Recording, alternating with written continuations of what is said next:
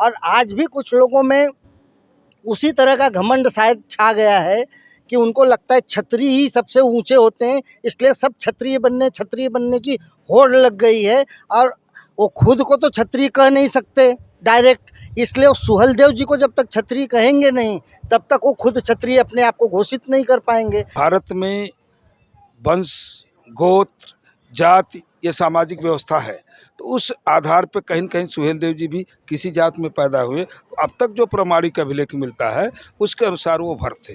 कोई कह रहा है कि हम सूर्यवंशी हैं, कोई कह रहा है हम चंद्रवंशी हैं, मतलब सुहेलदेव जी के बारे में चंद्रवंशी हैं, सूर्यवंशी हैं। लेकिन हमने जो पढ़ा है कि ये भारशु नाग वंश के थे और ये भर समाज के थे, भर जाति के में पैदा हुए थे, ऐसा हमने पढ़ा।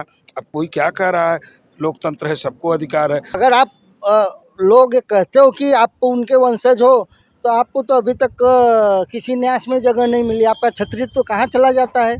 इतने बड़े क्षत्रित्व हो तो बहराइच में जयंती मनाने की हिम्मत क्यों नहीं हो रही है लोगों की? बहराइच में योगी महाराज का कार्यक्रम लगा हुआ है, इसलिए सारा क्षत्रित्व जेब में रख दिए कि हम लोग जौनपुर में मनाएंगे। अरे सुहेलदेव जयंती आप मान लिया 2 फरवरी को आप लोगों के कार्यक्रम लगे रहे होंगे या कुछ रहा होगा, आप बसंत पंचमी के दिन नहीं मना पाए, तो 9 तारीख को तो बहराइच में मना के दिखाइए। इस बात का सबसे बड़ा प्रमाण है कि हम लोग एक लड़ाकू जाति के थे, लड़ाकू जाति के हैं भी, लेकिन सारी लड़ाकू जातियां जो हैं वो क्षत्रिय की कैटेगरी में नहीं आ जाती। हम तो नहीं मानते कि भर जाति क्षत्रिय में है, जो वैदिक परंपरा की क्षत्रित्व की लाइन है उसमें नहीं आती है। ये एक ज़बरदस्ती एक अपने आप को चमकाने के लिए, अपनी राजनीतिक प्लेटफॉर्म बढ़ाने के लिए ज़बरदस्ती भारतीय क्षत्रिय करके कर रहे हैं। मुझे तो लग नहीं रहा कि ये क्षत्रिय करके, क्योंकि ऐसा एक भी बंदा इसमें नज़र नहीं आ रहा कि जो क्षत्रिय जैसा दिखता हो। क्षत्रित्व का भूत जिनके ऊपर चढ़ गया है और जो समाज में ये फैलाने लगे हैं, शासन प्रशासन को भी कुछ लोग इस तरह की भाषा में लिखने लगे हैं, तो हमारे समाज को जो मिला हुआ फिलहाल उत्तर प्रदेश के धरती पे, उत्तर प्रदेश शासन में जो हमें आरक्षण मिला हुआ है ओबीसी कैटेगरी का, अब तो वो भी खतरे में नज़र आता है इन ऐसे लोगों की वजह से।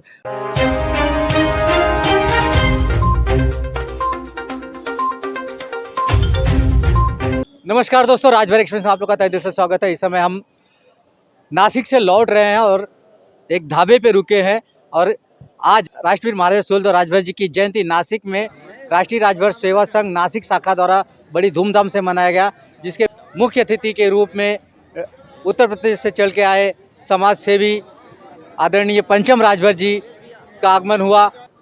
आइए जानते हैं पंचम राजभर जी जितनी भी यहाँ पे जयंतियाँ हो रही, लगभग सभी जयंतियों में शामिल हो रहे हैं।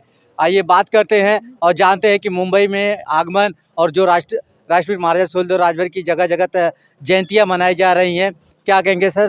सबसे पहले आपका स्वागत है हमारे चैनल पे। बहुत धन्यवाद आपके चैनल को। अभी मैं नासिक में गया था, राष्ट्रीय राजभर सेवा संघ ब्रांच जो वहाँ पे नासिक में है, उस कार्यक्रम में मुझे भी बुलाया गया था। मेरा भी सौभाग्य है, बहुत अच्छा कार्यक्रम रहा।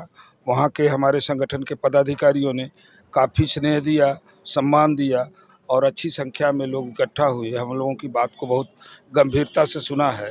हमारे साथ बम्बई से सहयोगी साथी भाई दिनेश पारस एडवोकेट जी, महेंद्र राजभर जी, राजकुमार भारद्वाज जी, ये अपने संतोष राजभर जी भीमंडी, श्याम नारायण भाई, धर्मेंद्र जी और तमाम साथी हमारे साथ गए थे। अखिलेश जी जो महामंत्री हैं, अनिल जी जो केंद्रीय शाखा के अध्यक्ष हैं, वो भी वहाँ पे मौजूद थे। मुझे अच्छा लगा और ये सबसे बड़ी खुशी हुई कि वहाँ पे अपने ही लोग अपना जीविका जो चलाते हैं, वो आज छुट्टी करके अपनी जीविका का जो उनका संसाधन उसको कम करके वो आकर के बेचारे हम लोगों की बात को सुने। बहुत अच्छा लगा। वैसे तो मैं आया था बम्बई में 2 तारीख को जो कार्यक्रम था राष्ट्रीय राजभर सेवा संघ का, सम्मान दिया उन लोगों ने, हम लोगों की बात को गंभीरता सुना, इसलिए मैं वहाँ पे आया था। कल एक और कार्यक्रम है, इसके बाद हम लोग वापस होंगे। लेकिन बहुत अच्छा लगा यहाँ जो आपसी भाईचारा और सामंजस्य है, समाज में एक नई चेतना और ऊर्जा पैदा करने का जो साहस है लोगों में, तो वो बहुत काबिल तारीफ है।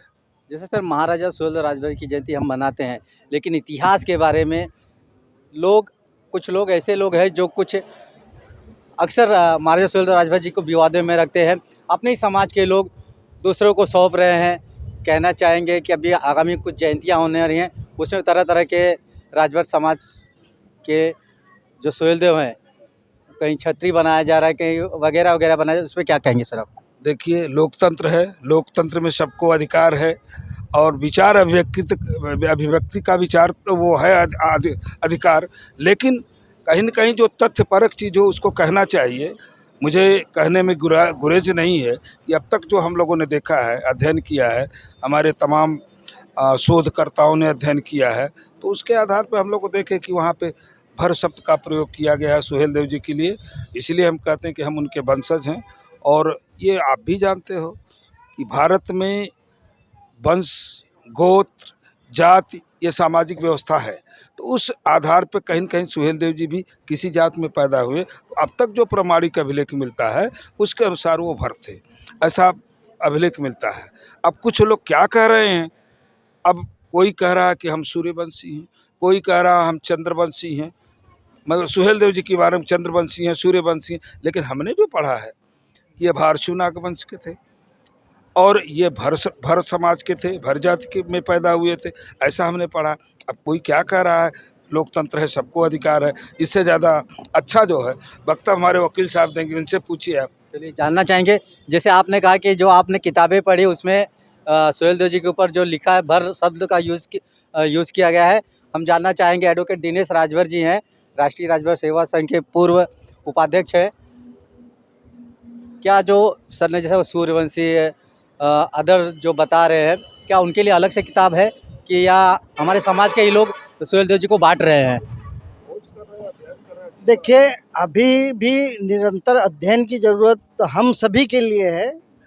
राजभर समाज के हम लोग हैं, तो बेसिक तौर पे भर से राजभर शब्द की उत्पत्ति हो गई है और मूलतः भर जाति ही है। यानी आप चाहे महाराष्ट्र के इतिहास वाले में देख लीजिए, चाहे उत्तर प्रदेश में भी भर जाति करके ही पहले था, वो बहुत बाद में भर के साथ में राजभर शब्द जुड़ा ओबीसी की लिस्ट में।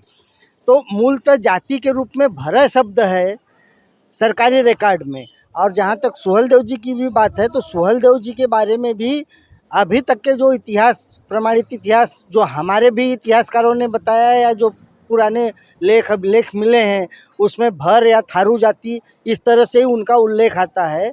रही बात कुछ लोगों में ज़बरदस्ती, यानी ऊंचा बनना अभियान, किसी ज़माने में ऊंचा बनो अभियान चला था इस देश में भी आज़ादी के बाद, तो ऊंचा बनो अभियान के कारण हम सबका, कई लोगों का सत्यानाश हो गया। मतलब कि हमारी जाति उस समय भी रिजर्वेशन की कैटेगरी में आ जाती, एसटी रिजर्वेशन उस समय आज़ादी के बाद जब बन रहा था उस समय भी मिल जाता। डिप्रेस क्लास में होने के बाद भी हम लोगों को एससी या एसटी का दर्जा संवैधानिक व्यवस्था में नहीं मिल पाया, तो ऊंचा बनो अभियान वालों के कारण हुआ था। और आज भी कुछ लोगों में उसी तरह का घमंड शायद छा गया है कि उनको लगता है क्षत्रिय ही सबसे ऊंचे होते हैं, इसलिए सब क्षत्रिय बनने की होड़ लग गई है। और वो खुद को तो क्षत्रिय कह नहीं सकते डायरेक्ट, इसलिए वो सुहेलदेव जी को जब तक क्षत्रिय कहेंगे नहीं तब तक वो खुद क्षत्रिय अपने आप को घोषित नहीं कर पाएंगे।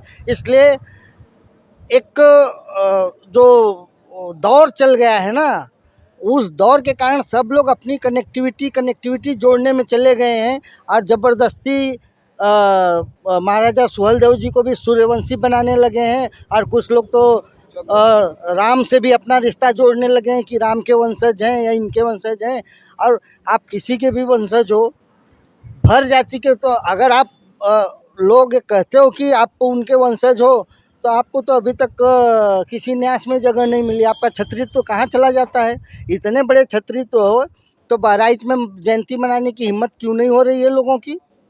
बहराइच में योगी महाराज का कार्यक्रम लगा हुआ है, इसलिए सारा क्षत्रियत्व जेब में रख दिए कि हम लोग जौनपुर में मनाएंगे। अरे सुहेलदेव जयंती आप मान लिया 2 फरवरी को आप लोगों के कार्यक्रम लगे रहे होंगे या कुछ रहा होगा, आप वसंत पंचमी के दिन नहीं मना पाए, तो 9 तारीख को तो बहराइच में मना के दिखाइए। पूरा बहराइच खाली पड़ा है ना। योगी महाराज जी का तो प्रोग्राम एक जगह होगा ना, सरकारी जो भी प्रोग्राम है, तो यानी वहाँ बैर नहीं होना चाहिए। तो सारा क्षेत्रीय तो फिर कहाँ चला गया? अगर क्षत्रिय हैं, हम मानते हैं कि हम लड़ाका जाति के हैं। भर जाति लड़ाका जाति थी और लड़ाकू जाति थी, इसीलिए तो अंग्रेजों के दौर में हम लोगों को, चाहे यहाँ जो सामाजिक व्यवस्था चलाने वाले लोग थे, इनकी वजह से अंग्रेजों के कानाफूसी करके या किसी भी तरह से अंग्रेजों के ज़माने में हमें क्रिमिनल ट्राइब में रखा गया। ये इस बात का सबसे बड़ा प्रमाण है कि हम लोग एक लड़ाकू जाति के थे, लड़ाकू जाति के हैं भी, लेकिन सारी लड़ाकू जातियां जो हैं वो क्षत्रिय की कैटेगरी में नहीं आ जाती, क्योंकि मुगल भी तो लड़ते थे, युद्ध तो मुगल भी करते थे, तो क्या मुगलों को भी आप क्षत्रिय कर लोगे? ब्रिटिश यहाँ पे आए, शासन किए, ब्रिटिश भी राजा थे, रानी विक्टोरिया थी ना उनकी, फिर ब्रिटिश यहाँ पे सैकड़ों साल शासन किए ना, तो क्या ब्रिटिशों को भी आप क्षत्रिय की कैटेगरी में ले लोगे? उसी तरह से हम मानते हैं कि ये ब्राह्मण क्षत्रिय शूद्र वैश्य इस परंपरा से अलग भर यहाँ की मूल निवासी जाति है। भर यहाँ की मूल निवासी जाति होने के कारण इस व्यवस्था से अलग अपनी व्यवस्था की है, अपने आप में एक इंडिपेंडेंट यहाँ की ट्राइब है। भर राजभर जाति क्षत्रिय में नहीं आती है। हम तो नहीं मानते हैं कि भर जाति क्षत्रिय में है, जो वैदिक परंपरा की क्षत्रियत्व की लाइन है उसमें नहीं आती है। दूसरी चीज़, आज की प्रैक्टिकल भाषा में भी कहूँ, अगर वैदिक काल के या जिस भी ग्रंथ, धर्म ग्रंथ या के मुताबिक हमें आपको बताया जाता है कि ब्राह्मण की परिभाषा ये है, क्षत्रिय की परिभाषा ये है, क्षत्रिय के गुण तो बताए गए हैं ना। कितने भरों के पास आज क्षत्रिय का गुण है? रिक्शा चला रहा है वो भी अपने को क्षत्रिय कहेगा? हाँ, सब आज जब संवैधानिक व्यवस्था बन गई है तो सब कुछ तो खत्म कर दिया गया है। आज सामाजिक पिछड़ेपन के आधार पे, सामाजिक और शैक्षणिक पिछड़ेपन के आधार पे हमको रिजर्वेशन मिलता है। छोटी जात बड़ी जात होने के नाते नहीं मिलता है, क्योंकि अभी आपको बता दूं, ओबीसी की कैटेगरी में, उत्तर प्रदेश की ओबीसी की कैटेगरी में गोसाई जात भी है ना, गोसाई जात है ना, उसको कोई कहे शूद्र है? वो ओबीसी की लिस्ट में है, तो हम भी ओबीसी की लिस्ट में है, तो इसका मतलब न तो हमें कोई शूद्र कह दे हम वो भी नहीं मानते, हमें कोई क्षत्रिय कह दे हम वो भी नहीं मानते। हमने कहा ना, हम यहाँ के मूल निवासी हैं और मूल रूप से हम यहाँ की ओरिजिनल एबोरिजिनल जो कास्ट कही जाती है, ट्राइब कही जाती है, उसमें से इस व्यवस्था से बाहर हैं। तो ऐसे लोगों को क्या श्याम नारायण जी से पूछना चाहेंगे कि जो राजभर समाज के इतिहास को ही दूसरे के हवाले कर रहे हैं, ऐसे लोग को क्या कहेंगे? लोग जो यहाँ पे दिनेश जी ने बोला कि हम लोग यहाँ के मूल निवासी हैं और हम लोग जो शूद्र है या तो ओबीसी में भी जग हैं, ये एक ज़बरदस्ती एक अपने आप को चमकाने के लिए, अपनी राजनीतिक प्लेटफॉर्म बढ़ाने के लिए ज़बरदस्ती भारतीय क्षत्रिय करके कर रहे हैं। मुझे तो लग नहीं रहा कि ये क्षत्रिय करके, क्योंकि ऐसा एक भी बंदा इसमें नज़र नहीं आ रहा कि जो क्षत्रिय जैसा दिखता हो। अपनी राजनीति चमकाने के लिए एक क्षत्रिय का एक मोहल्ला ले रहे हैं। अपनी राजनीति से चमकाने के लिए क्या राजभर समाज की बलि दी जा रहा है? जी हाँ, धीरे अगर ये करना वही चाहते हैं। हम जब भर राजभर के लिए एसटी आरक्षण के लड़ रहे हैं और ये छतरी करके बुगुल बजा रहे हैं, तो थोड़ा गलत मैसेज है ही है, यानी कि भर ही नहीं है, अपने आप को छतरी बोल रहे थे, जब भर नहीं है, भर की सोलदेव जी को लेकर घूम रहे हैं ये, तो फिर वापस अपने आप को भर लिखे वो। तो अब देखना है कि राजभर समाज जुड़ेगा कैसे सर, एक मंच पे कैसे आएगा, हम एक साथ एक मुद्दे पर लड़ाई कैसे लड़ेंगे? देखिए, इसके लिए सबको बैठना होगा, चिंतन करना होगा, और वो चिंतन बृहत रूप से हो। समाज के जो प्रबुद्ध वर्ग हैं या अन्य लोगों से भी बात करके एक जगह बैठ करके कहीं चर्चा करनी होगी। तो इतिहास तो खोजा जा रहा है, तब तो उतना संसाधन नहीं था, अब तो तमाम संसाधन है, लोग खोज रहे हैं, अच्छी बात है, खोज करके समाज के पटल पे रखें, लेकिन जो तथ्य परक चीज़ हो उसको रखना चाहिए। मेरा ये सुझाव है। अब क्षत्रिय हैं, भर हैं, क्या है, तमाम पहले तो छिपा था ना, अब तो समाज के पटल पे आ रहा है, तो जो सही और समाज के बीच में रखें उसको अच्छे ढंग से रखना चाहिए, तर्कसंगत ढंग से रखना चाहिए। मेरा ये सुझाव है। मैं किसी की आलोचना नहीं कर रहा हूँ, लेकिन अगर भारत में संविधान है, वहाँ भी ब्राह्मण क्षत्रिय वैश्य शूद्र की कैटेगरी बनी है संवैधानिक, तो उस कैटेगरी में हम क्या आते हैं? ओबीसी हैं, वकील साहब ने बताया, तो ओबीसी हैं, तो ओबीसी में अगर वो क्षत्रिय शब्द जुड़ेगा उसका क्या अर्थ रहेगा? अब तमाम लोग हैं, जिसकी जो विचारधारा है, विचार की अभिव्यक्ति है, उसमें इससे समाज का नुकसान होगा।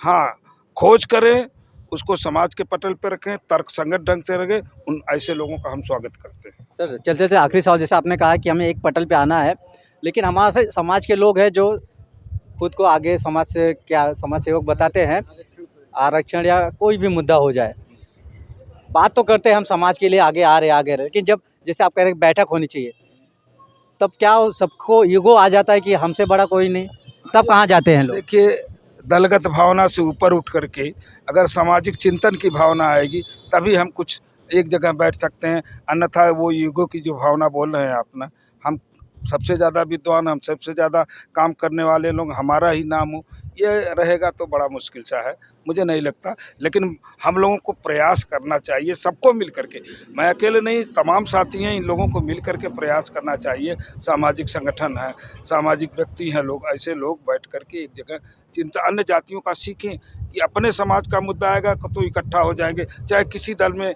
रहें, किसी पार्टी में रहें, लेकिन वो इकट्ठा हो जाते तो हमको भी इस तरह का योजना बनानी चाहिए। चलिए, बहुत बहुत धन्यवाद। समाज के तमाम मुद्दे हैं। क्या एक मुद्दा जो चल रहा है एसटी आरक्षण का, तो दिनेश जी से जानना चाहेंगे, क्या ऐसे अलग अलग रहने पे जो लड़ाई लड़ी जा रही है, क्या उस पर हमें आरक्षण मिलेगा या हम ऐसे ही बटे बटे रहेंगे, लोगों को अपना इतिहास बांटते रहेंगे? हमें एसटी का आरक्षण मिलेगा कि नहीं मिलेगा ये तो वक्त बताएगा, और इसकी एक संवैधानिक प्रक्रिया है पूरी।